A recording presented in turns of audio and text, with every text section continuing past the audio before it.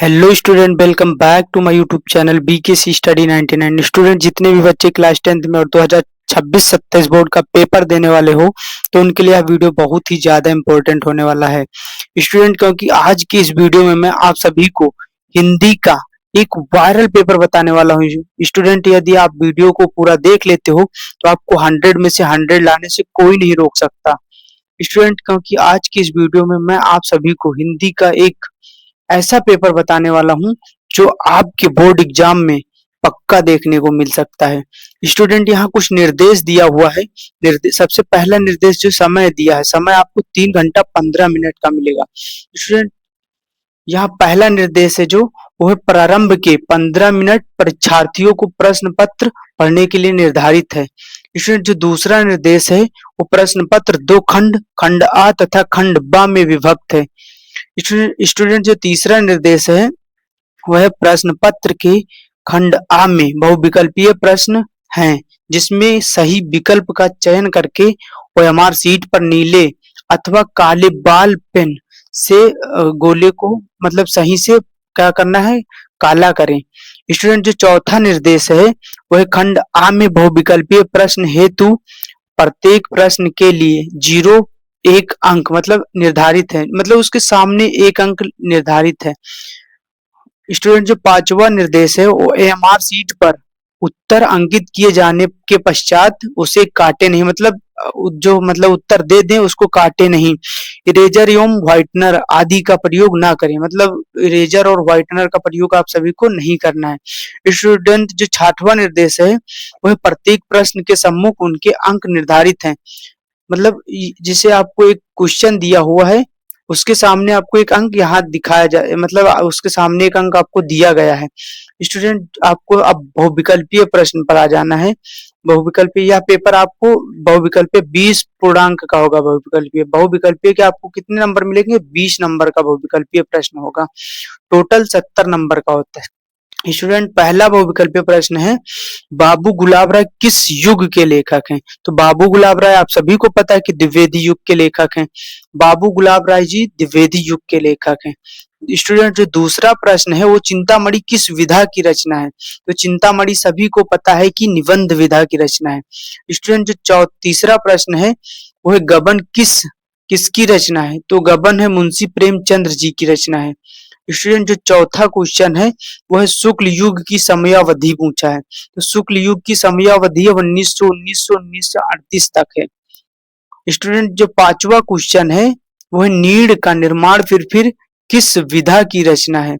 तो नीड़ का निर्माण फिर आत्मकथा विधा की रचना है स्टूडेंट। जो छठवां प्रश्न है वो प्रिय प्रवास किस युग की रचना है पूछा है? तो वो है द्विवेदी युग की रचना है। कौन सी युग की रचना है? द्विवेदी युग की रचना है स्टूडेंट। जो सातवां प्रश्न है वह मधुशाला किसकी रचना है? तो मधुशाला है हरिवंश राय बच्चन की, हरिवंश राय बच्चन की रचना है स्टूडेंट। जो इसमें भारत भारती किसकी रचना है पूछा है? तो भारत भारती मैथिली शरण गुप्त की रचना है। किसकी रचना है? मैथिली शरण गुप्त की रचना है। शत्रु नाटक, अजात शत्रु नाटक के नाटककार हैं? तो अजात शत्रु नाटक के नाटककार जयशंकर प्रसाद जी हैं स्टूडेंट। जो अगला प्रश्न है वह इलाचंद जोशी की कहानियों का विषय है। तो इनका जो इलाचंद जोशी की कहानियों का विषय वो मनोवैज्ञानिक है स्टूडेंट। जो अगला प्रश्न है वह सन 1018 से 1936 ईस्वी का समय पूछा है। तो सन 1018 से 1936 ईस्वी का जो समय है वो शुक्ल युग का समय है स्टूडेंट। जो अगला प्रश्न है वह निम्नलिखित में से उपन्यास है, मतलब उपन्यास कौन सा है? तो सेवा सदन उपन्यास है, और विराटा की पद्मनी भी उपन्यास है, और चित्रलेखा उपन्यास है। कफन उपन्यास नहीं है। कफन क्या है? कफन एक नाटक है, कफन उपन्यास नहीं है। तो सी कौन सा? सी इज राइट आंसर। सी सही इसका आंसर हो जाएगा। सी कौन सा इसका आंसर? सी हो जाएगा। पूछा स्टूडेंट, पूछा है करोड़ रस का स्थायी भाव है। तो करोड़ रस का स्थायी भाव शोक है। शोक नामक स्थायी भाव जब भी भाव अनुभव और संचारी भाव में संयोग करता है तो करोड़ रस की निष्पत्ति होती है। तो शोक है, करोड़ रस का स्थायी भाव क्या है? शोक है स्टूडेंट। जो अगला प्रश्न है वो है पूछा सोहत ओढ़ी पीठ पटु श्याम सलोने गात मनु नीलमणि शैल पर आतप परियो प्रभात। पूछा उपर्युक्त पंक्तियों में कौन सा अलंकार है? तो उत्प्रेक्षा अलंकार है। कौन सा अलंकार है? उत्प्रेक्षा अलंकार है। स्टूडेंट जो अगला प्रश्न है वह यह एक सममात्रिक छंद है। इसमें 4 चरण होते हैं। प्रत्येक चरण में 11 और 13 के विराम से 24 मात्राएं होती हैं। किस छंद का लक्षण है? तो स्टूडेंट यह एक सममात्रिक छंद है। यह एक रोला छंद का लक्षण है। कौन सा छंद का लक्षण है? रोला छंद का लक्षण है। स्टूडेंट पूछा प्रहार शब्द में किस उपसर्ग का प्रयोग किया गया है?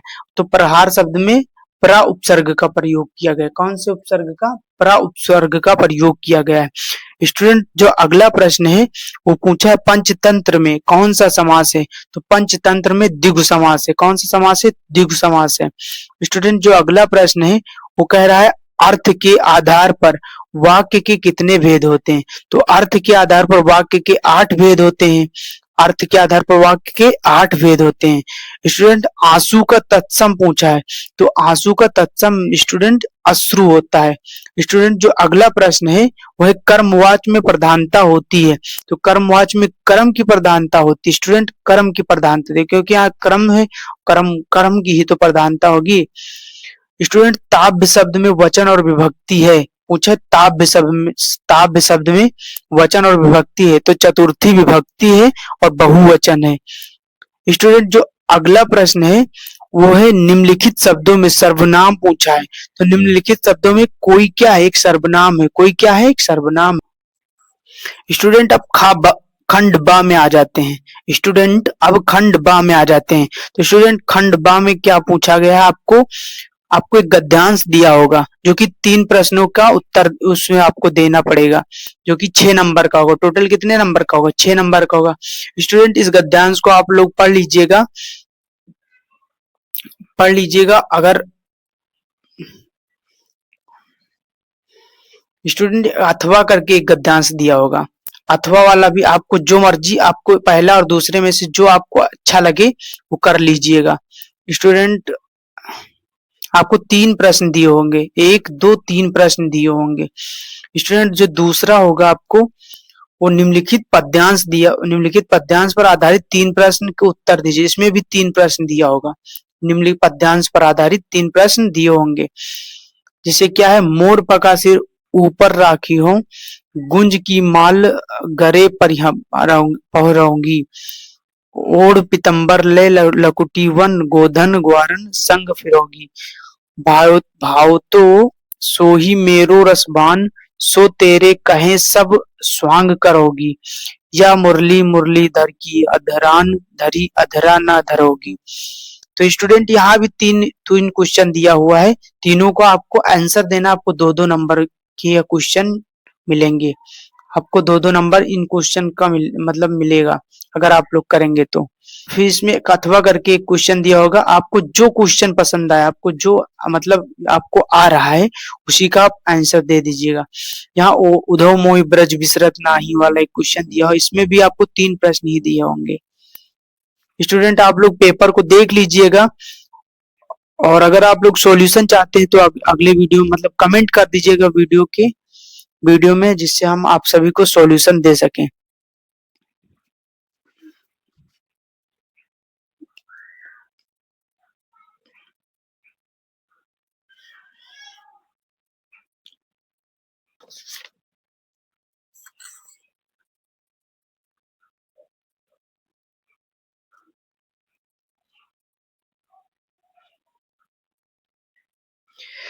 दोस्तों आप लोग अपना जिला कमेंट कर दीजिएगा, जिससे हम ये सब आप सभी को करा देंगे जितना भी होगा।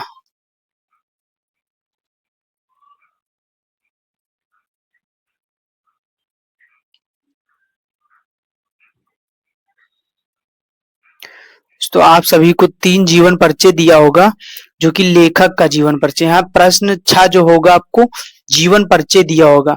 क्या बोला है? जीवन परिचय में दिए गए लेखकों में से किसी एक का जीवन परिचय देते हुए उनकी एक प्रमुख रचना का उल्लेख कीजिए। मतलब आपको इसमें से जो आ रहा है, जैसे डॉक्टर राजेंद्र प्रसाद जी का है, रामधारी सिंह दिनकर जी का, आचार्य रामचंद्र शुक्ल जी का है, इनमें से आपको जो जीवन परिचय आ रहा है आपको उसी को लिखना है पेपर में। स्टूडेंट जो अगला होगा वो होगा आप खा खा दिया होगा। खा में आपको मतलब तीन कवि का, इसमें से भी आपको एक ही लिखना होगा। स्टूडेंट इसमें तीन कवि का जीवन परिचय दिया होगा।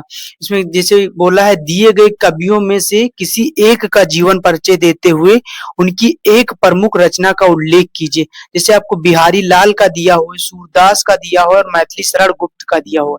स्टूडेंट आपको इसमें से जिसका भी आता हो उसी का आपको जीवन परिचय लिख देना है। स्टूडेंट जो आपको 7वां प्रश्न होगा वो है, अपनी पाठ्य पुस्तक से किसी कंठस्थ एक कोई श्लोक लिखिए जो इस प्रश्न पत्र में ना आया हो। मतलब आपको एक ऐसा श्लोक लिखना है जो इस प्रश्न पत्र में आपको कहीं नहीं दिखे। स्टूडेंट जो 8वां प्रश्न होगा वो निम्नलिखित में से किसी दो प्रश्नों का उत्तर संस्कृत में दीजिए। मतलब आपको दो प्रश्न मतलब आपको तमाम प्रश्न दिए होंगे जिनमें से आपको दो प्रश्न का उत्तर संस्कृत में देना होगा। स्टूडेंट आपको इनमें से केवल दो प्रश्न के उत्तर संस्कृत में देना होगा, क्योंकि इसमें 2 नंबर का ही ये प्रश्न है।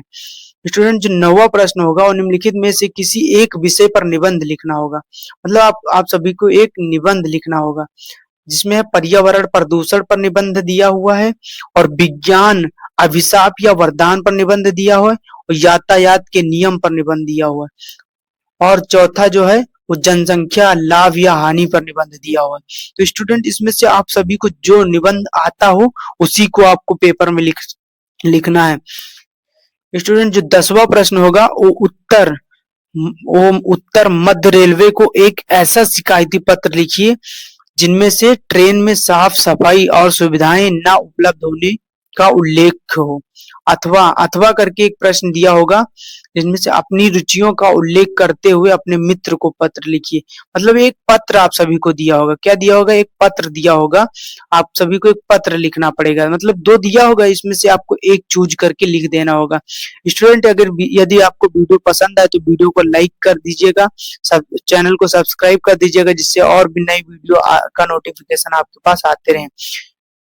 स्टूडेंट यदि आप सभी पेपर का पूरा सोल्यूशन चाहते हो तो वीडियो में कमेंट भी कर दीजिएगा, और यदि आप सभी पीडीएफ चाहते हो पेपर का तो भी वीडियो का कमेंट में मतलब लिख दीजिएगा।